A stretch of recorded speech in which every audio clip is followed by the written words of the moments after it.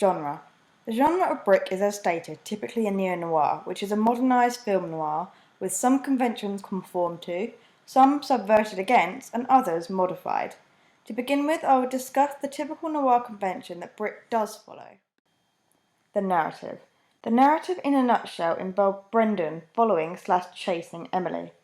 This is a typical film noir boy chases girl type story. Brendan, I know that you're mad at all these people because you think I went away from you and went to them, but you gotta start seeing it as my decision.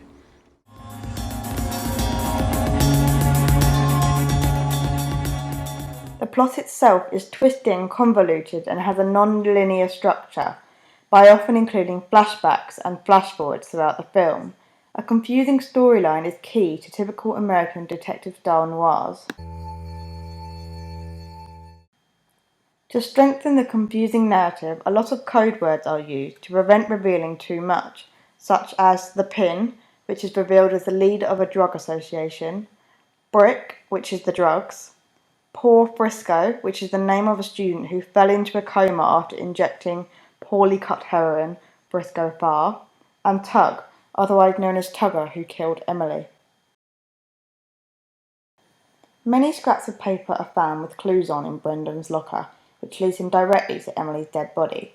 Also, from the moment we meet the Pin, we see many glimpses of birds, for example, the duck-headed cane that he walks with, the bird of prey on the Pin's family mailbox, the statue in the Pin's office, and the ceramic jug of a rooster that his mum pours juice from in their kitchen.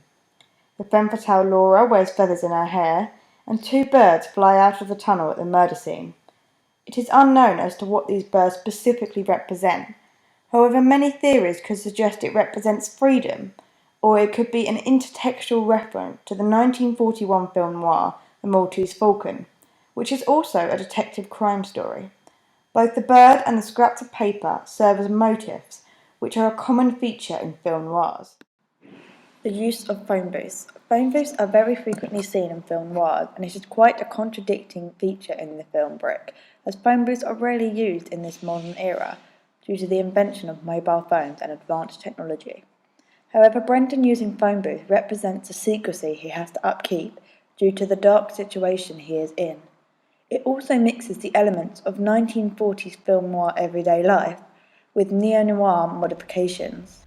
Film noir narratives frequently use flashback, and Brick is an excellent example of exercising this feature. Throughout the film, we see many flashbacks insinuating Brendan's thoughts back to Emily's death at the tunnel. It adds suspense, and the blue hue filter over the tunnel scenes gives the audience thoughts of impending doom and themes of death. It serves as an enigmatic device, as the viewers are constantly devising who actually killed her, as is Brendan, and we become a more passive audience as a result, with sympathetic notions towards Brendan, which is what makes Brick such a successful film. Brick. Could that form of heroin be called brick? There's a concentrated powder. The high angle looking down on the brain is rather ironic, as usually this shot is used to suppress feelings of inferiority, yet the brain does actually have power, as without him, Brendan wouldn't be able to solve the murder. Voicemail.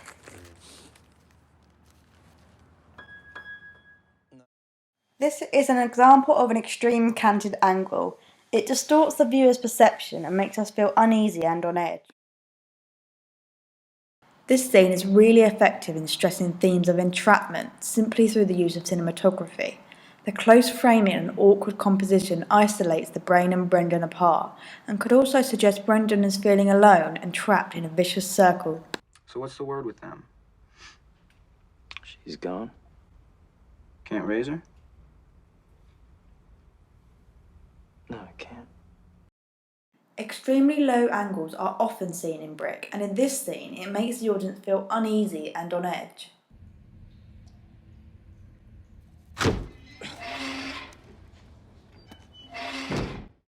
Lens flares are extremely common in film noirs and contribute to the stark contrasted shadowed lighting we often see.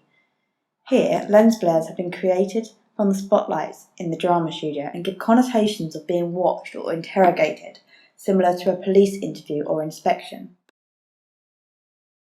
These silhouettes are a really typical convention of film noirs, and in Brick they've managed to adapt the cinematography so that it doesn't look cliché and similar to previous film noirs. It adds to the gloomy mood and the idea that you can't trust anyone around you. God, I must seem a real cad. Sometimes I just hate myself.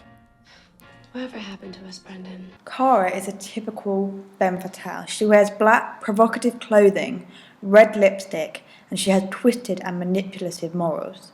Similarly, Laura is flirty, cunning, manipulative, twisted, and she wears red too, which has connotations of being dangerous. Here and wait. Just be 5 minutes. Yes. Hey.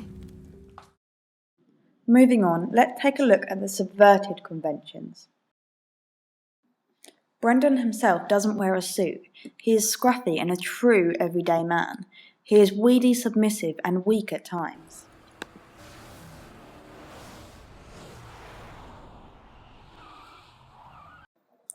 The protagonist's lover, Emily, doesn't carry traits of a femme fatale.